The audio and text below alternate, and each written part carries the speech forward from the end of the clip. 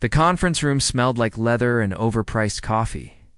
Maria Clender sat with her spine straight, notebook filled with calculations that would either save her career or destroy it.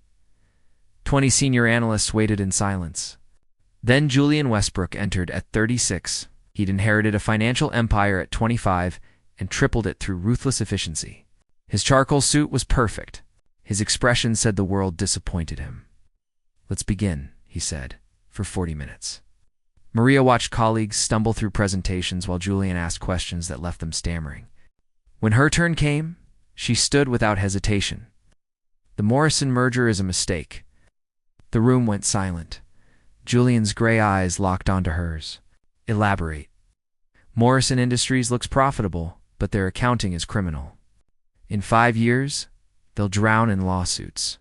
Acquiring them is like buying a mansion built on a sinkhole." "Your analysis is speculation," Julian said coldly. "My analysis is 6 months of research nobody else did. Their CEO has 3 offshore accounts. Their numbers don't match invoices. Their compliance head just hired a criminal defense attorney." Julian leaned forward. "You're suggesting I ignore $100 million opportunity because of suspicious bank accounts? I'm suggesting $100 million today could cost you $1 billion in 3 years. But if expensive disasters are your preference, proceed." Sharp gasps echoed around the table. You didn't talk to Julian Westbrook like that. Instead of exploding, he smiled. A predator's smile. "You have 48 hours to prove it. If you're right, you'll lead acquisition strategy. If you're wrong, you're done." Maria nodded, gathering her materials. "You'll have the report tomorrow morning." As she reached the door, his voice stopped her. "Miss Clender, that kind of audacity either makes careers or destroys them. Let's see which applies to you." Maria's colleague texted her in the elevator. "Are you insane? He's going to bury you. Possibly." But she'd been burying herself in safe mediocrity for years. Where had that gotten her? Still drowning in student loans? Still sending money to her sick mother? Still watching less qualified men get promoted? She spent 36 hours living on coffee and spite. Building an airtight case. Bank records. Whistleblower testimonies. Forensic accounting revealing systematic fraud. Enough evidence to sink Morrison and send their CEO to prison. She delivered the report at 6 in the morning, then went home to prepare for triumph or unemployment. The call came at noon. "Mr. Westbrook would like to see you immediately." Julian's office occupied the entire northeast corner. Floor 2 ceiling windows framed the city like a promise or a threat. He stood silhouetted against the skyline, hands in pockets. "Your report was thorough," he said without turning. "Uncomfortably thorough. I've called off the merger." Relief flooded through her. "So I was right. Spectacularly right." He finally turned. "Which is why what I'm about to tell you will seem insane." His assistant entered with a tablet. On screen was a video collecting millions of views. Someone had recorded Maria's confrontation and posted it online. "Financial analyst destroys billionaire boss with facts." "This is unfortunate," Maria said. "This is a disaster. My investors are questioning my judgment. The press is painting me as an out-of-touch tyrant." He took the tablet. "My PR team has a solution. It's unconventional." "How unconventional?" Julian pulled a document from his desk. "We announce our engagement." Maria stared. "You want me to fake an engagement with you?" "A mutually beneficial arrangement. 90 days. You get a promotion, substantial raise, choice of projects. After 3 months, you'll have credibility to write your own ticket. I get humanization. The woman who challenged me becomes the woman I respect enough to marry." The contract was absurdly detailed. Public appearances twice weekly. Scripted social media posts. Acceptable interview topics. Clauses about maintaining professional boundaries. "This is insane," she said. "This is business. I need an answer by end of day." Maria thought of her student loans. Her mother's medical bills. 5 years of battering against glass ceilings. "I want creative control over financial restructuring." Done. "And when this ends, I want a recommendation letter that opens doors. You'll have it." Maria picked up his pen. 90 days. Not 1 day longer. Agreed. Julian extended his hand. When Maria shook it, electricity shot through her that she absolutely refused to acknowledge. This was business. Nothing more. Their first appearance was that evening at a children's hospital gala. Julian's team sent a stylist with 3 designer gowns. Maria chose midnight blue, paired with heels that added 4 inches to her frame. Julian picked her up in a car worth more than her annual salary, wearing a tuxedo that should have been illegal. "Ready?" he asked as photographers clustered like hungry birds. "I've faced boardrooms full of men trying to steal my ideas. I can handle cameras." But when Julian took her hand on the red carpet, when flashbulbs exploded and he looked at her with practiced adoration that felt disturbingly real, Maria realized she'd underestimated this challenge. "How did you two meet?" a reporter called. "She corrected my math," Julian said smoothly, arm around Maria's waist in a way that looked natural and felt like fire. "I found it devastatingly attractive." Maria forced a laugh. "He found it infuriating, actually. But apparently he's into that." The crowd ate up their banter. Inside, Maria played her part perfectly. She laughed at his observations, touched his arm at appropriate moments, told carefully crafted stories. But as the evening wore on, as Julian's hand settled naturally at the small of her back, as their conversation shifted from scripted to spontaneous, Maria felt the first crack in her carefully maintained walls. "You're good at this," Julian murmured during a quiet moment on the balcony. "So are you," Maria replied, watching city lights. "Almost too good. Makes me wonder if any of it's real."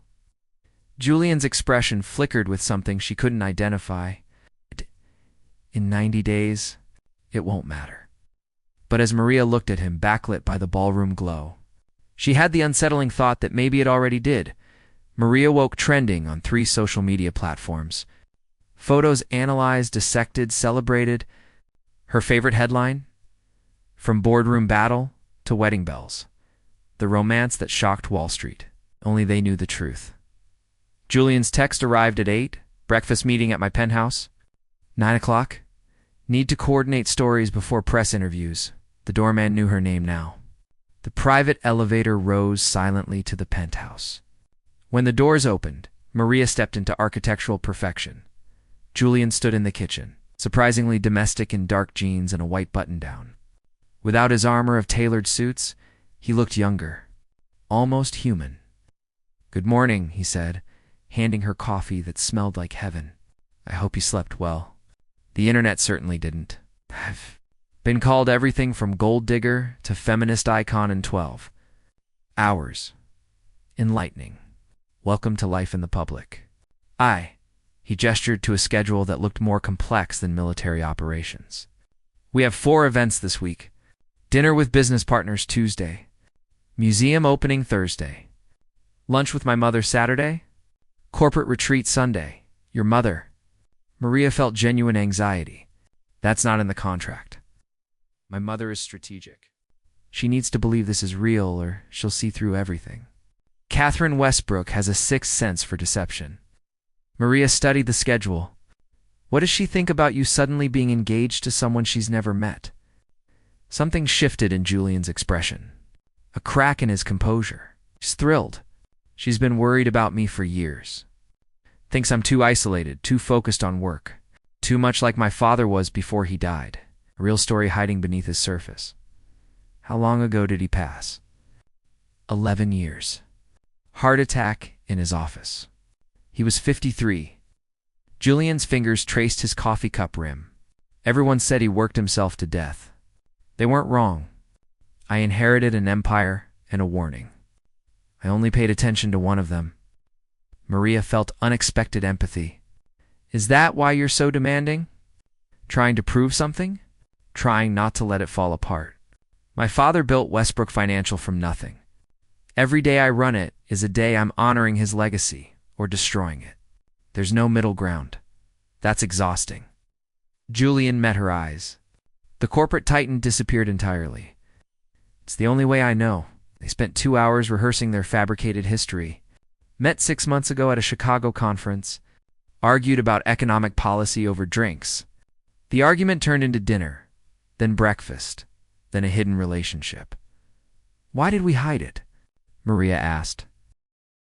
There are a lot of things I'm not telling you, like what? Sebastian looked at her for a long moment. The city lights caught the sharp angles of his face, making him look like some dark angel teetering on the edge of falling. Like the fact that when I saw you on that street corner, he said quietly. I'd just gotten a call that someone was hunting for a missing heiress. A woman who disappeared 3 years ago after her family's private jet crashed. Everyone assumed she was dead. Aurora's world tilted. And tonight, Sebastian continued, voice like broken promises, I got another call. They found DNA evidence. They know she's alive. He pulled out his phone and showed her a photo. Aurora stared at the screen. It was her face. Younger, healthier, wearing expensive jewelry. Standing next to an older man in front of a corporate logo she recognized, Harris International. You're Aurora Harris, Sebastian said. Sole heir to a $10 billion fortune. And every vulture in this city is looking for you. Aurora couldn't breathe. Couldn't think. Couldn't be.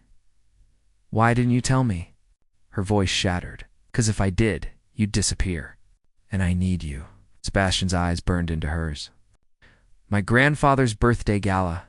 Your uncle will be there. Richard Harris. He's been running your company since you vanished. If he sees you, if he knows you're alive, everything changes. You used me. Aurora backed away.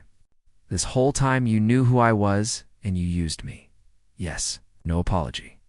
No shame, because I'm fighting for my legacy, and you're fighting for yours.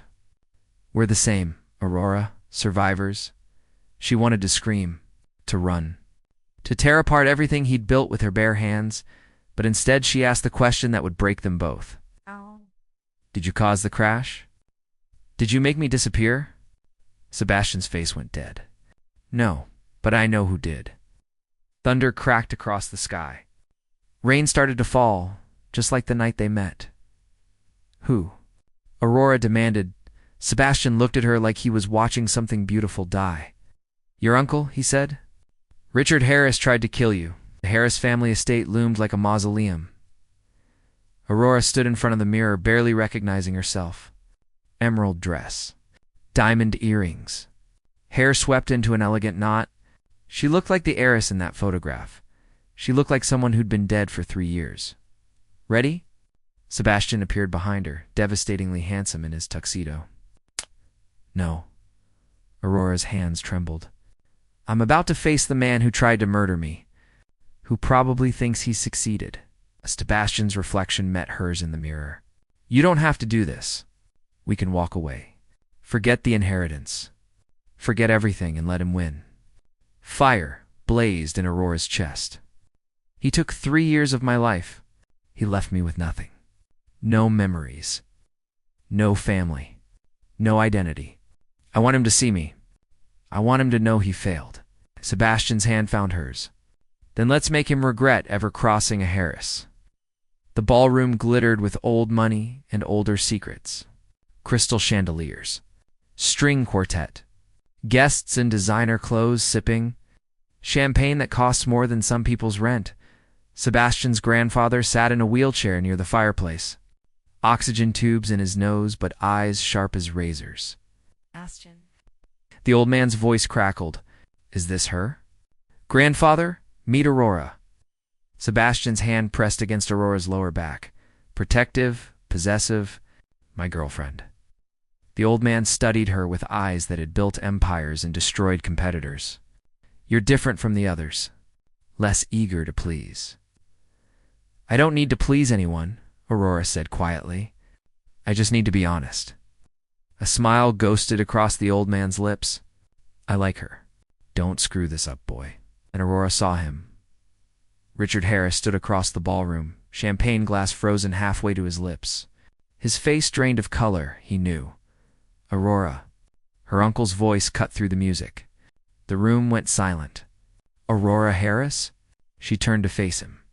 3 years of rage crystallized into this moment. Hello, Uncle Richard. He crossed the ballroom in long strides, champagne forgotten. My God, we thought you were dead. The crash, the search teams, we found nothing. Where have you been? Aurora watched him. the false concern, the calculated shock, the way his eyes darted to the exits. I don't remember much, she lied. Just waking up in a hospital with no ID, no memory. It took 3 years to piece together who I was. Richard grabbed her shoulders. This is a miracle. Your company, your inheritance, everything is waiting for you. We have to get you home immediately. She's not going anywhere. Sebastian stepped between them, voice lethal. Aurora is with me. Richard's expression shifted. Confusion melted into something darker. Sebastian Lancaster. Of course, I should have known you'd be involved in this. Involved in what? Aurora asked. Nothing. Richard forced a smile. I'm just surprised. Lancaster Corporation and Harris International have been competitors for decades. What are the odds my niece would end up with my biggest rival? Fate works in mysterious ways, Sebastian said coldly. The tension crackled like live wire. Aurora, we need to talk. Richard's grip tightened. Privately. There are things about your inheritance you don't understand. So then explain them here. Aurora pulled away from him. In front of everyone, Richard's mask slipped. Just for a second, she saw it. Murder in his eyes. The same look he must have worn when he sabotaged that plane. Fine. Richard's voice dropped to ice. Your father left you controlling interest in Harris International. 51%. I've been managing it in your absence, but now that you're back, legally, it all reverts to you. Unless you're declared mentally incompetent due to memory loss. Aurora's blood went cold. You're threatening me. I'm protecting family assets. Richard smiled like a shark. You've been homeless for 3 years, Aurora. Living on streets? No memories. No stability. The board will never accept you. But if you sign power of attorney over to me, just temporarily, I can ease the transition. Keep the company safe. You mean keep it for yourself? Aurora's voice shook with fury. You tried to kill me once. What's stopping you from trying again? The ballroom erupted in gasps and whispers. Richard's face went purple. That's slander. I loved your father. I mourned you. You're lying. Aurora stepped forward. I remember now. Not everything, but enough. The plane. The argument we had before takeoff. You were furious that my father gave me controlling interest. You said I was too young, too naive. You said you'd fix it, Aurora. You're confused. Richard looked around at the staring crowd. The trauma from the accident has affected your mind. Then why did you stop searching after 2 weeks? Sebastian pulled out his phone, showing a document. I had my investigators pull the records. The search and rescue operation was called off after 14 days. You told them Aurora was certainly dead. That continuing was a waste of resources. Richard's eyes flickered with panic. That was a difficult decision, but the experts said no one could have survived. Or you made sure I wouldn't. Aurora felt pieces clicking into place. The pilot. He worked for you. You had him sabotage the plane, didn't you? But I survived. I crawled out of the wreckage before it exploded. I spent 3 years with no memory because of the head trauma. And you've been stealing my company ever since. The room held its breath. Richard's hand moved inside his jacket. Sebastian reacted instantly, shoving Aurora behind him. But Richard didn't pull out a weapon. He pulled out his phone. You want to accuse me? Richard's voice turned to venom. Then let's talk about your boyfriend. Sebastian, tell her what you did 6 months ago. Sebastian went rigid. Tell her about the merger deal. Richard smiled viciously. Lancaster Corporation tried to acquire Harris International. My board rejected it. But you didn't give up, did you? You started looking for leverage? And then, conveniently, you found Aurora. The missing heiress. The key to everything. Aurora's heart stopped. Sebastian? He didn't turn around. Didn't look at her. You used her, Richard continued. You knew if you brought her back, if you controlled her, you could force the merger. Take over Harris International through her. That's why you picked her up off the street. That's why you made her your girlfriend. She was never a person to you. She was a business acquisition. That's not true. Sebastian's voice was hollow, isn't it? Richard tilted his head. Show her the documents. The ones your lawyers drew up. The prenuptial agreement that would give Lancaster Corporation joint control of Harris International if you married her. Aurora felt the world crumbling. Sebastian, look at me. Slowly he turned, and she saw it in his eyes. Guilt. Aurora, I can explain. His voice cracked. You knew. Tears blurred her vision. From the beginning, you knew who I was. You knew about the company. You planned all of this. Yes. The word came out like a death sentence. But that's not why I'm here now. That's not why I'm with you, liar. Aurora backed away. You're just like him. Both of you wanted to use me, control me, steal what's mine. Sebastian reached for her. Aurora, please. She slapped his hand away. Don't touch me. The ballroom doors burst open. Men in suits flooded in. Federal agents, police. Richard Harris, you're under arrest for attempted murder and corporate fraud. The lead agent pulled out handcuffs. We have testimony from the pilot's widow. He confessed everything before he died. Richard's face twisted. This is a setup. Sebastian planned this. He and Aurora are working together. The board meeting ended quickly after that. Maria's name was cleared. Patricia's treachery exposed. But the victory felt hollow. Julian stood at the window, back to the room as board members filed out. Maria approached slowly. Julian, you were right. You didn't turn. About everything. The Morrison merger. Patricia's loyalty. My ability to trust. His voice cracked slightly. My father died alone in this office. I'm going to die alone in this office. The only difference is, I'll know I deserved it. That's not true, isn't it? He finally faced her. I built my life on not trusting anyone. The one time I let someone in, she was stealing from me. And you, the one person who's been honest, I accused of betrayal. You were protecting your company. I was protecting myself. Julian's eyes held raw pain. Because trusting you, caring about you, it terrified me more than losing $1 billion. Maria's heart hammered. What are you saying? I'm saying this arrangement was supposed to be fake. But somewhere between the gala and my mother's garden and defending you to the board, it became the most real thing in my life. He stepped closer. I'm saying I've fallen for you, Maria, and I have no idea what to do about it. The confession hung between them. Electric and terrifying. We have 60 days left on our contract, Maria whispered. Forget the contract. Julian's hand found her face, thumb tracing her cheekbone. Tell me this is real for you too. Tell me I'm not alone in this. Maria closed the distance between them, her hands fisting in his shirt. You're not alone, and their lips met. The kiss was nothing like the practiced touches for cameras. This was desperate, honest. Years of walls crumbling between them. Julian pulled back, forehead against hers. I don't know how to do this. How to be what you need.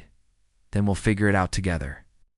But as Maria left the building that night, exhilarated and terrified, she didn't see the man watching from across the street.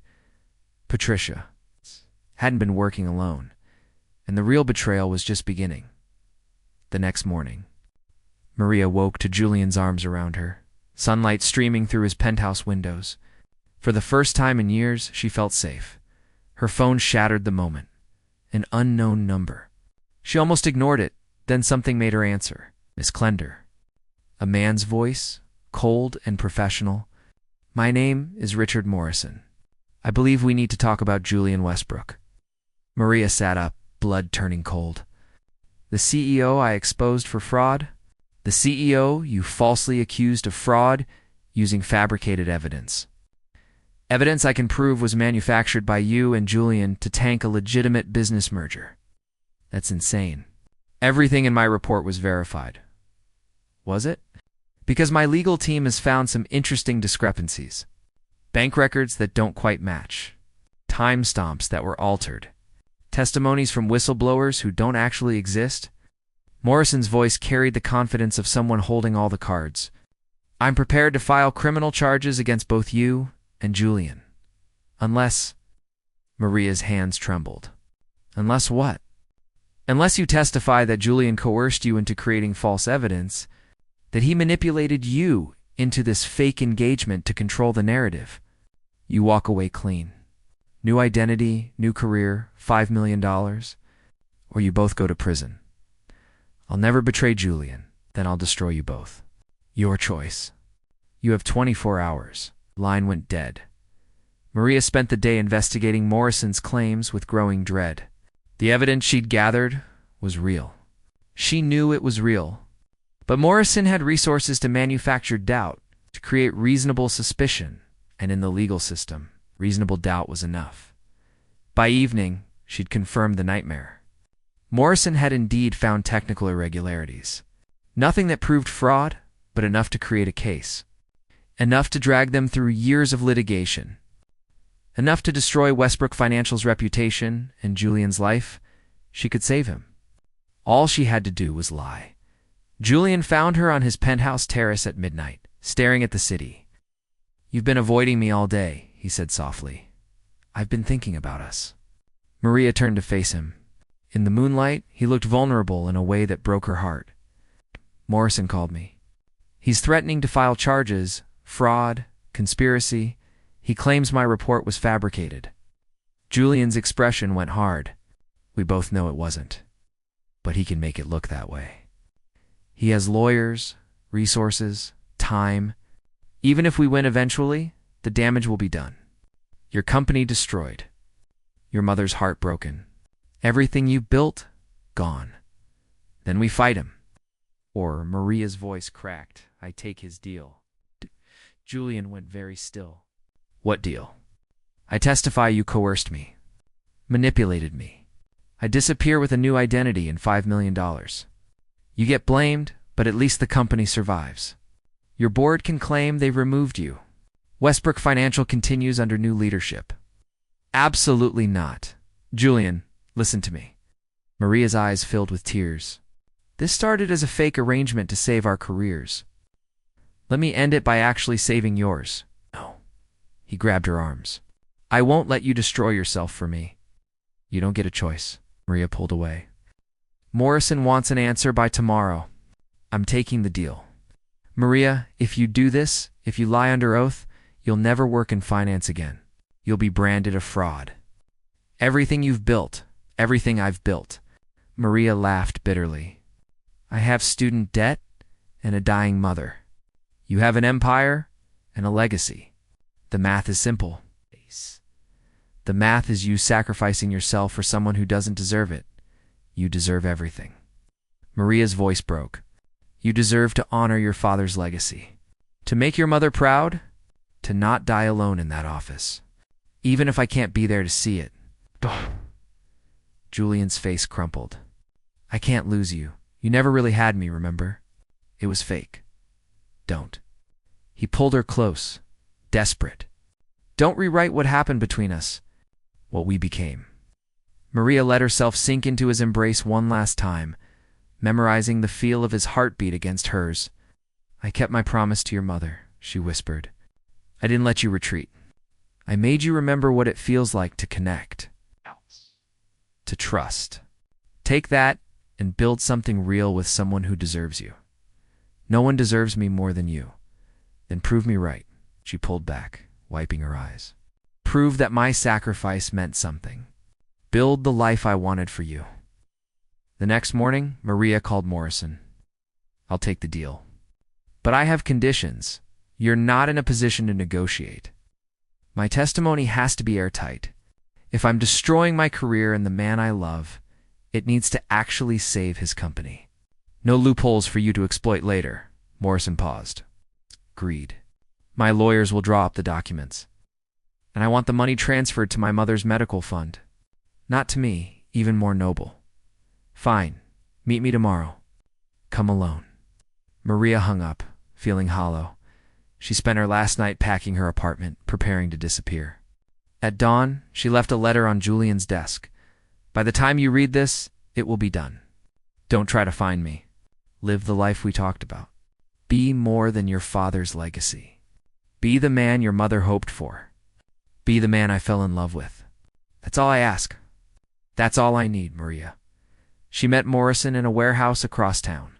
Legal documents ready. You made the right choice, Morrison said. Sliding papers across a table, Maria reached for the pen, then froze. Behind Morrison, in the shadows, Patricia stepped out, alive, smiling. Surprise, Patricia said. Did you really think I'd go down alone? Maria's mind raced. You and Morrison, partners from the beginning. I fed him information, paid me.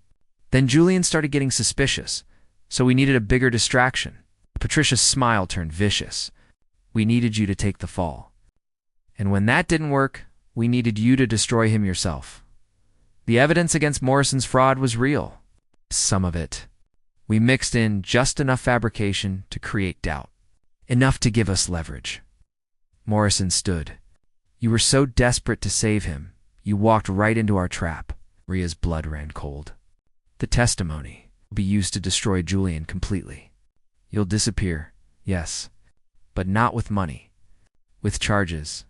And Julian will spend the rest of his life knowing you betrayed him for nothing. Patricia pulled out a gun. Small, but deadly. Nothing personal, Maria. Just business. The warehouse door exploded open. Julian stood there. Flanked by federal agents, his expression carved from ice and fury. Actually, he said, stepping forward, it's very personal. Ow. Morrison and Patricia spun around, panic replacing confidence. Maria's been wearing a wire, Julian continued. Every word you just said was recorded.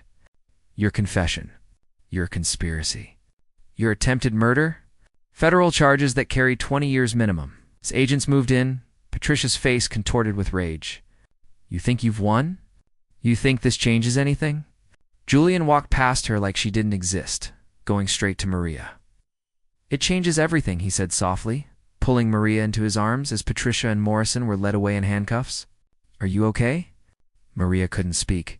She could only hold on to him and shake. You were willing to sacrifice everything for me, Julian whispered against her hair. But I couldn't let you. So I called the FBI, set this up, and prayed you'd be smart enough to stall them until we got here. You trusted me. I learned from the best. He pulled back to look at her. You taught me that some people are worth the risk, worth the fear, worth everything. Maria kissed him, desperate and relieved and grateful. When they finally pulled apart, Julian's eyes were wet. We're done with fake arrangements, he said. From now on, everything between us is real.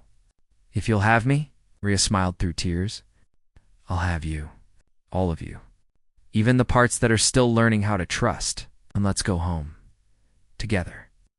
As they walked out of the warehouse into the morning light, Maria realized something. She'd come to Westbrook Financial to save her career. Instead, she'd saved the man who'd forgotten how to be saved. And in doing so, she'd saved herself. 3 months later, Maria stood in the same conference room where everything began. But this time, she wasn't defending herself. She was leading. The restructuring is complete, she told the board, Julian sitting at the head of the table with quiet pride. Westbrook Financial has divested from 14 questionable partnerships, implemented new compliance protocols, and increased transparency across all departments. Our reputation has not only recovered, it's stronger than ever. The board members nodded approvingly. Julian's eyes never left her face. After the meeting, as others filed out, Catherine Westbrook appeared in the doorway. Maria, a word? They walked to the terrace overlooking the city. Catherine studied her with those sharp gray eyes. When Julian first told me about your engagement, I knew something was different about you. I hoped you'd be good for him, she smiled. I didn't realize you'd save his life. You saved mine too, Maria said softly.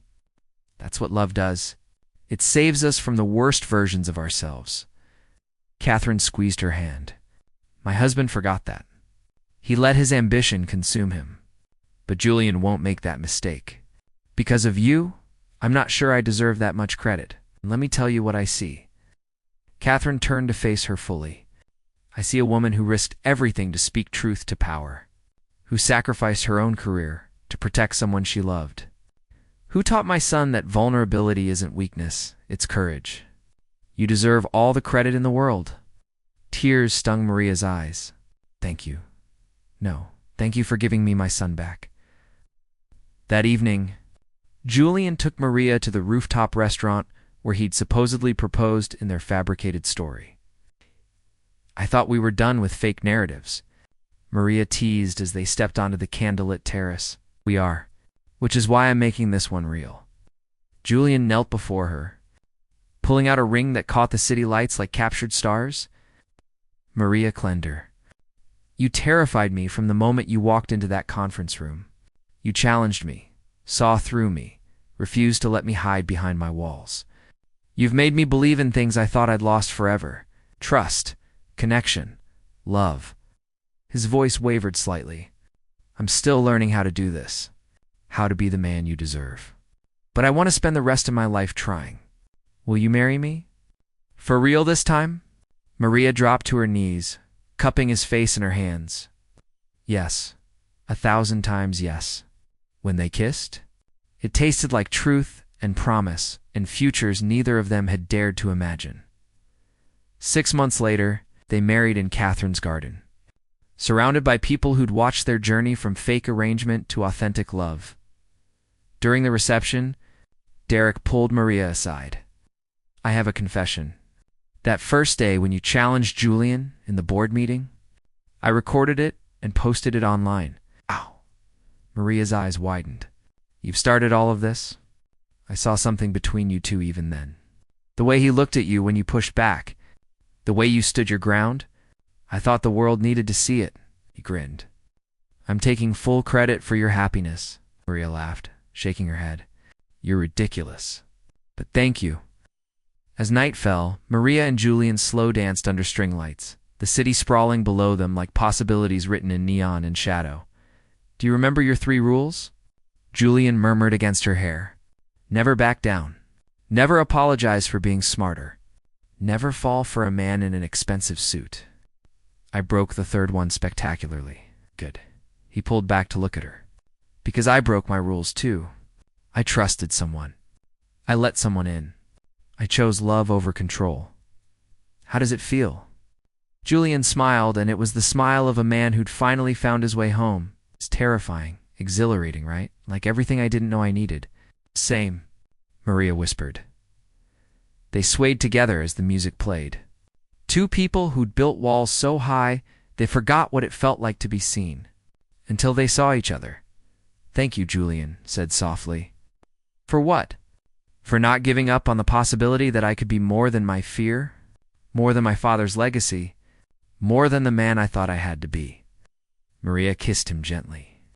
"Thank you for teaching me that some risks are worth taking, that some men in expensive suits are worth falling for.